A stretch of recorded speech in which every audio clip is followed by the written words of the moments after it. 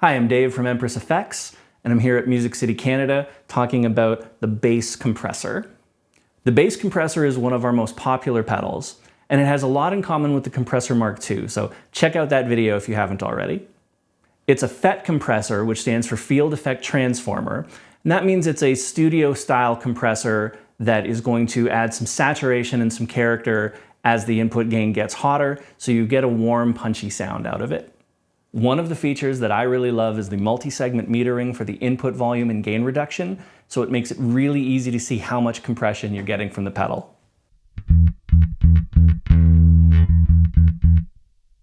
It's a fixed threshold variable input design, which means you raise the input level to get the desired amount of gain reduction that you want.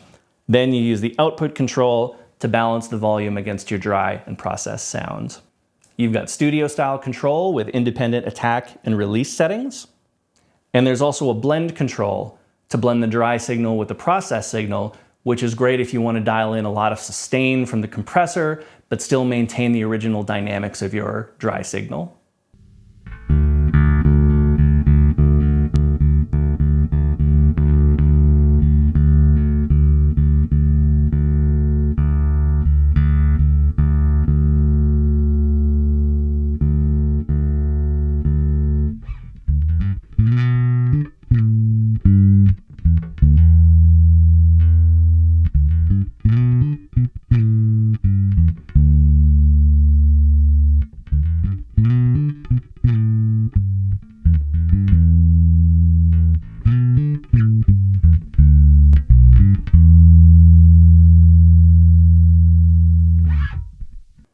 Like the Compressor Mark II, there are 3 available compression ratios: 2:1, 4:1, or 10:1, so we can get very gentle compression or up to near limiting.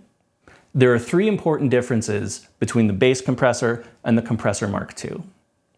They're both very similar circuits, but the bass compressor has some features that are optimized for bass players or extended range guitar players or anybody specializing in low frequencies. Firstly, the bass compressor has extended low frequency response. Secondly, the Compressor Mark II has a tilt EQ centered at 500 Hz that can make the whole pedal a little brighter or a little darker. Instead, the bass compressor has a 3-position switch which can be set flat or offer a mid-cut or a mid-boost. Here's flat.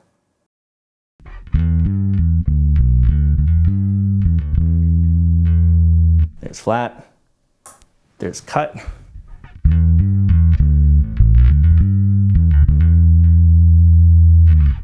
And here's boost.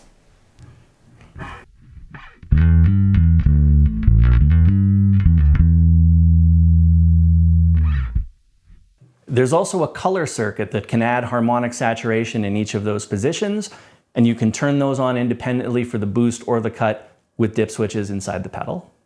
The other important difference has to do with the high-pass filter in the control circuit.